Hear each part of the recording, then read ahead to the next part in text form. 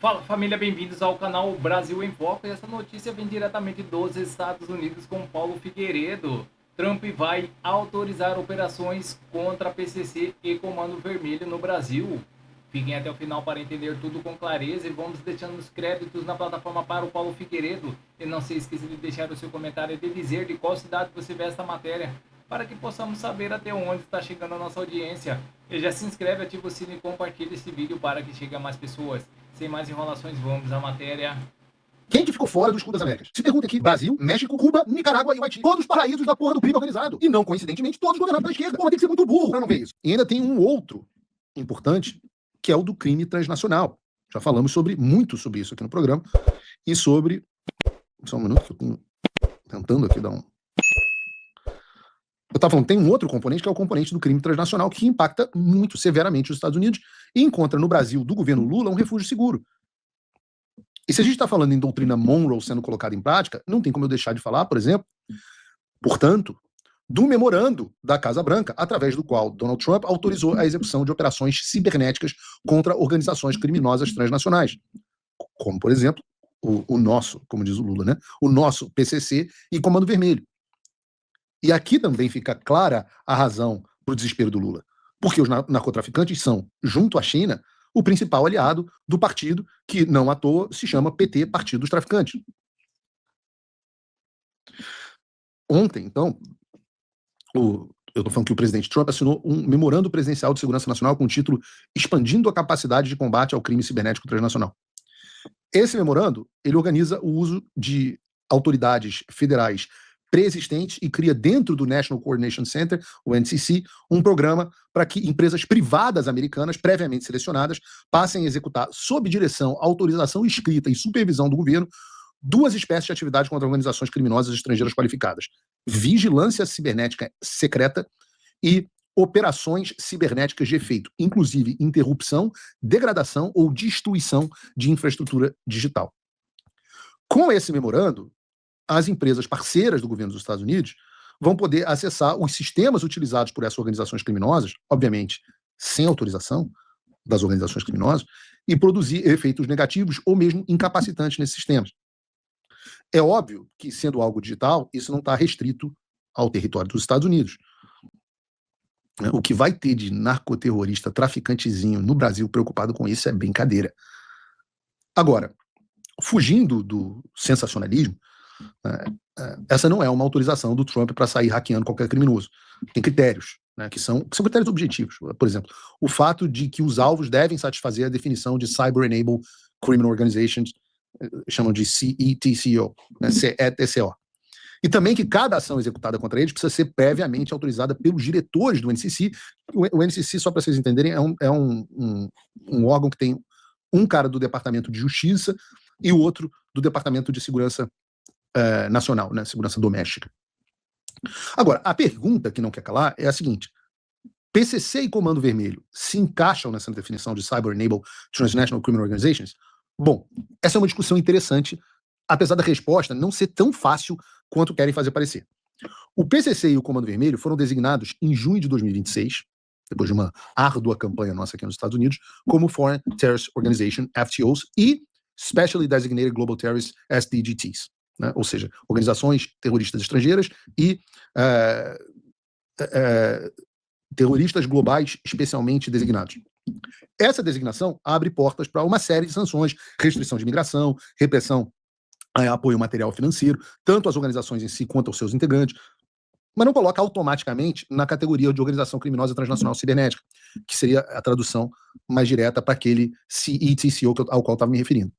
Para isso, é necessário que seja demonstrado algo que o memorando traz como elemento fundamental, que é o seguinte: que o grupo pratica crimes cibernéticos viabilizados contra o governo dos Estados Unidos, ou contra uma US person, pessoa física ou jurídica sob a proteção das leis da Constituição americana, ou contra o interesse dos Estados Unidos. Uma dessas três condições: crime cibernético contra o governo dos Estados Unidos, contra um americano ou empresa americana ou pessoa residente dos Estados Unidos, ou que haja contra o interesse dos Estados Unidos, mas aí tem uma condição: e que não seja parte institucional de governo estrangeiro, nem inteiramente operado sob a direção desse governo. Ou seja, por que eu estou falando tudo isso? Porque não basta que o grupo seja uma organização criminosa transnacional e nem que ela tenha sido designada como terrorista. Agora, isso também não significa que não dê para enquadrar as facções brasileiras a partir desses crimes, como fraude financeira online, roubo de credenciais, lavagem de dinheiro a partir de criptomoeda, fintechs que ocultam o patrimônio dessas organizações e por aí vai. No caso do PCC, eu diria que existe um caminho claro nessa direção. Afinal, o Departamento de Tesouro dos Estados Unidos atribuiu ao Vitor Henrique de Oliveira Shimada, a Stella Stephanie Nunes Henrique de Oliveira e empresas a eles associados, justamente uma rede que funcionava entre a Flórida e São Paulo, que teria lavado mais de 30 milhões de dólares em receitas originadas nos Estados Unidos, utilizando criptomoedas para remeter esse dinheiro ao Brasil em benefício do PCC. Eu diria que é bastante defensável a ideia do enquadramento do PCC dessa forma. Também, no mesmo comunicado que informou as sanções, o Departamento do Tesouro afirmou que as autoridades brasileiras revelaram uma rede de lavagem controlada pelo PCC que teria movimentado mais de 190 milhões de dólares em 7 meses através de uma rede chinesa de distribuição de eletrônicos de uma plataforma chinesa de comércio virtual. Esses são crimes, então, que podem fazer com que o PCC atenda ao conceito de organização criminosa transnacional cibernética. Então, sei lá, se eu fosse eles, eu começaria a ficar preocupado com as redes que eu uso, né?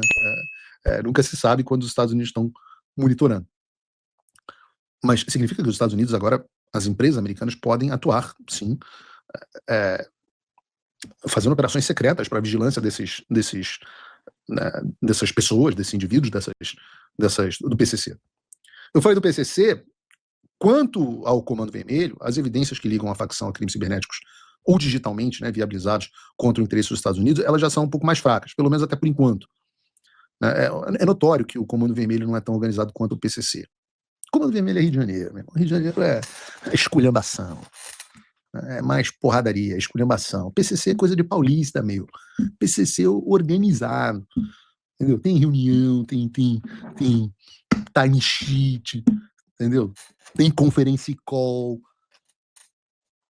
Paulista faz essas coisas todas. Carioca, porra, é tiro pro alto, puta, travesti, cocaína e... Então, a inclusão digital do PCC é outro nível. Brincadeiras à parte, a questão aqui é, no final das contas, que o Trump está colocando ordem no hemisfério ocidental.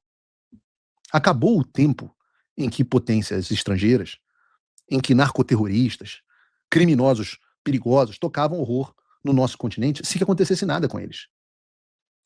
Essa esculhambação, essa tal da soberania dos países gerou essa esculhambação. Já falei, terça-feira não tem soberania porra nenhuma.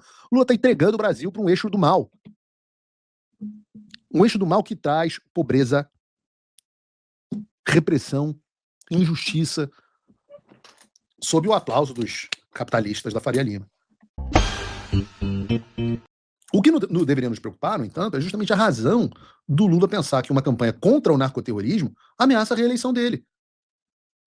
Uma campanha contra o domínio chinês ameaça a reeleição dele. Por quê? Por que ele acha que o Marco Rubio apoiar e propor essas iniciativas está impedindo um novo mandato do Lula? Isso só faria sentido se, sei lá, a reeleição do Lula dependesse do crime organizado e dessas nações estrangeiras do eixo do mal. Ora, em toda a nossa região, a cooperação com os Estados Unidos no combate ao crime transnacional tem sido um sucesso. Um sucesso, a gente precisa disso no Brasil, meu Deus. Eu sempre falo, do que o Brasil precisa para a gente sair desta cagada do ponto de vista econômico, só do ponto de vista econômico. O Brasil precisa de investimento, o Brasil precisa de tecnologia e o Brasil precisa lidar com a sua maior chaga, que são justamente os traficantes, essas organizações narcoterroristas. Os Estados Unidos são o maior investidor do mundo, a maior potência econômica do mundo e o maior investidor estrangeiro direto. Os Estados Unidos são o maior produtor de tecnologia de longe do mundo inteiro. E os Estados Unidos são absolutamente bem-sucedidos quando se associam aos países no combate às organizações criminosas. No Equador, em março, as operações militares conjuntas contra organizações narcoterroristas, conjuntas entre Equador e Estados Unidos, bombardearam campos de treinamento próximo à fronteira com a Colômbia. Sucesso para o Equador e sucesso para a Colômbia. Na Colômbia, não só nós tivemos a Colômbia saindo do país mais inseguro do mundo. Se vocês não assistiram, assistam o o Narcos, mesmo com o Wagner Moura tendo dificuldade lá com o espanhol e tendo umas coisas meio hollywoodianas, aquilo ilustra um pouco da situação, qual era a situação da Colômbia antes da direita chegar no poder e o Uribe ter resolvido a criminalidade até a chegada do Petro na Colômbia, ter transformado a Colômbia num lugar muito seguro. Até, obviamente, a chegada do Petro à esquerda voltou e a Colômbia voltou a ficar esculhambada até agora. Porque em abril nós tivemos a Operação Tridente, que realizou interdições no Oceano Pacífico e apreendeu toneladas de maconha e cocaína. Agora, nesse mês, depois da posse, depois da posse do El Tigre, do Abelardo de la Espriella, sobre quem eu já falei muito aqui no programa, a Colômbia autorizou também operações militares conjuntas com os Estados Unidos para destruição das redes de narcoterrorismo. Sucesso para a Colômbia. Porra, isso é bom, não é, gente? Pelo amor de Deus. Segundo os dados apresentados pelo Pete Hegseth, a movimentação de embarcações ligadas ao narcotráfico diminuiu 65% no Caribe Ocidental, 60% no Caribe Oriental e aproximadamente 50% no Pacífico Leste. A iniciativa que torna tudo isso possível, o Escudo das Américas, já tem mais de 18 países. Já tem Estados Unidos, Argentina, Chile, Equador, El Salvador e Colômbia. Quem que ficou fora? Quem que ficou fora do Escudo das Américas? Se perguntem aqui, Brasil, México, Cuba, Nicarágua e o Haiti. Todos paraísos da porra do crime organizado. E não coincidentemente, todos governados pela esquerda. Pô, mas tem que ser muito burro para não ver isso. Aí, você pode achar esses números bons ou ruins, depende. O Lula acha ruim. Eu acho bom. Né? Se você no chat me disse, você acha bom o crime organizado? Então, estou vendo essa reclamação, tudo isso para dizer que eu estou vendo essa reclamação. Mas eu quero que o Lula reclame muito. E vamos com mais notícias no site Poder 360. Depois de 3 meses de desgaste, Lula se reúne 3 vezes com Alcolumbre. Reaproximação acontece enquanto o governo Lula tenta destravar votações com o fim da escala 6x1 e o senador negocia sua permanência no comando da casa. O presidente Lula e o presidente do Senado, Davi Alcolumbre, passaram cerca de 1h30 na manhã desta sexta-feira no Palácio da Alvorada, em Brasília. A reunião não foi registrada na agenda oficial de nenhum dos dois.